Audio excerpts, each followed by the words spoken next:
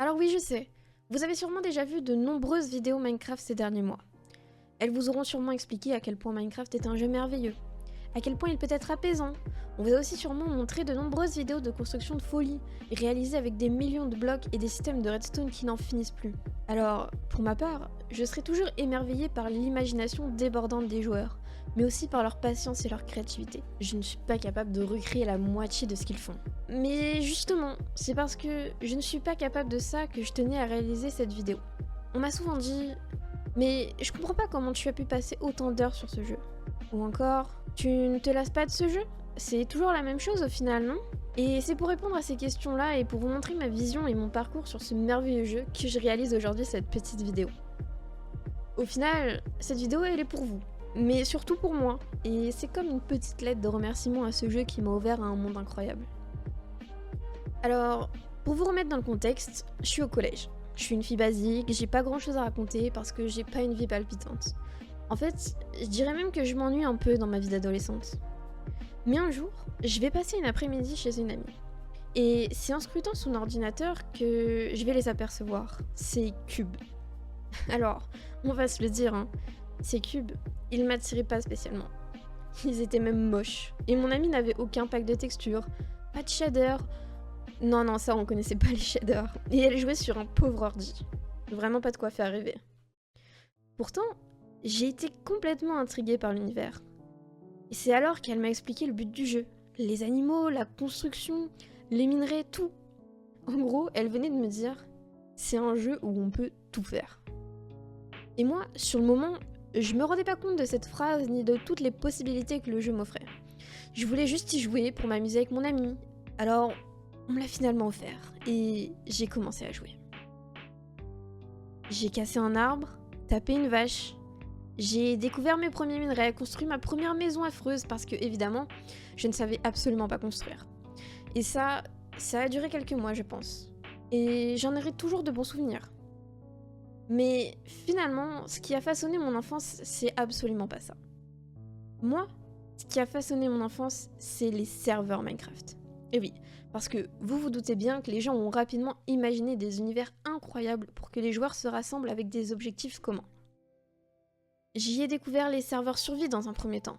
On m'offrait la possibilité de m'amuser avec des centaines de gens, de pouvoir construire ma petite maison pittoresque et me faire des voisins, rencontrer d'autres joueurs, créer des projets avec eux, partager mes ressources et plein d'autres choses. Ne me dites pas que ça ne vous a pas fait rêver tout ça. Puis, les joueurs ont commencé à pousser ce principe encore plus loin, avec l'arrivée des serveurs semi-RP. En plus de pouvoir survivre avec d'autres gens, il y avait désormais toute une économie mise en place avec de l'argent que l'on pouvait gagner grâce à des métiers comme bûcherons, mineurs, pêcheurs, agriculteurs et bien d'autres. On pouvait même y construire des villes et y accueillir d'autres joueurs. Bah oui, puisque comme il y avait désormais une économie, les gens pouvaient utiliser cet argent pour acheter un petit bout de terrain dans une ville et y construire leur propre maison.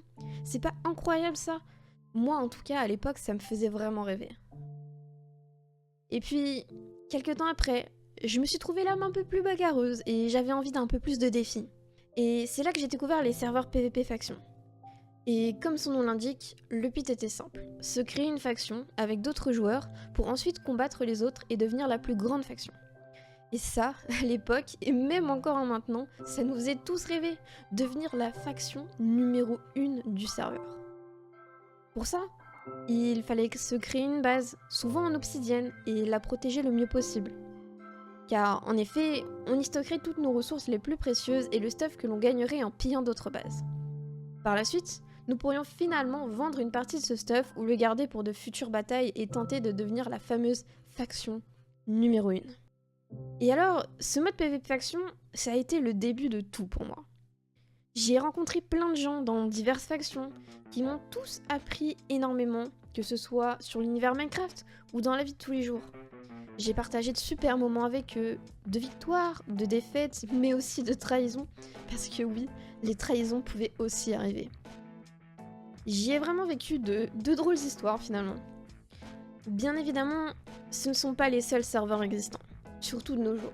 Il y avait déjà à l'époque les serveurs Skyblock, où il fallait survivre sur une petite île. puis la faire grandir pour finalement avoir la plus belle île, ou devenir le joueur le plus riche en vendant nos ressources. Pour ça, il fallait créer des farms automatisées avec de la redstone, qui reste d'ailleurs à ce jour mon pire ennemi sur le jeu. On y retrouve aussi des serveurs MMORPG, des serveurs full RP, dans le style de GTA ou Garry's Mod, mais aussi des serveurs modés, parce que oui, évidemment, il y a des milliers de mods qui existent sur Minecraft pour tout et n'importe quoi, et c'est encore plus fun à plusieurs sur un serveur.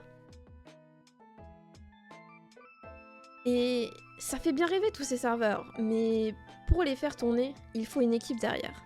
Il faut des développeurs qui vont coder des plugins pour pouvoir permettre aux gens, par exemple, d'envoyer de l'argent ou d'en recevoir, de protéger leur maison des autres joueurs, de créer une faction, inviter quelqu'un dans sa faction. Bref, il fallait des plugins et donc des développeurs pour tout.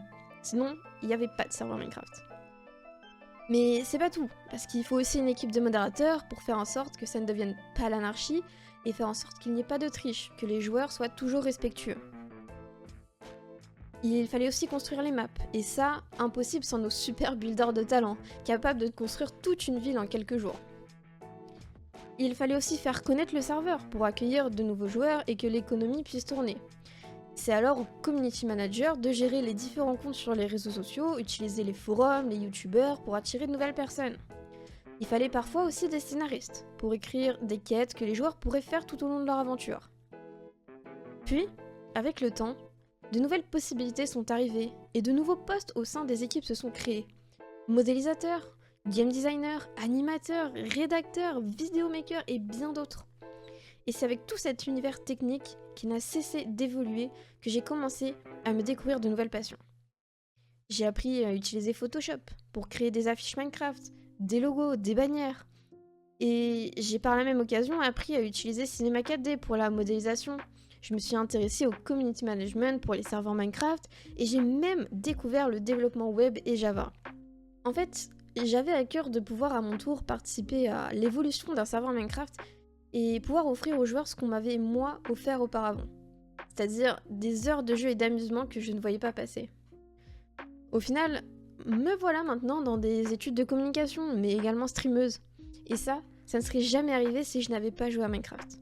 Si je n'avais pas rencontré ces personnes qui m'ont tant appris humainement et techniquement parlant, si le jeu n'avait pas ouvert ma créativité, si le fonctionnement des serveurs Minecraft n'avait pas piqué ma curiosité, c'est bête à dire, mais je ne serais pas là où j'en suis actuellement, et je serais même peut-être pas la personne que je suis aujourd'hui. Je sais, ça fait réfléchir. Alors voilà, merci à Minecraft, merci à tous mes compagnons de jeu de m'avoir tant appris et de m'avoir permis d'évoluer. J'espère que certains se reconnaîtront à travers cette vidéo. Et si c'est le cas, j'espère que toute cette aventure vous a autant apporté qu'à moi. Sur ce, moi je continue ma route sur ce jeu, et vous pouvez d'ailleurs venir la partager avec moi sur Twitch, le lien est en description. Je vous souhaite une bonne journée, ou soirée suivant l'heure qu'il est, et je vous remercie d'avoir pris le temps d'écouter cette vidéo. Bye bye.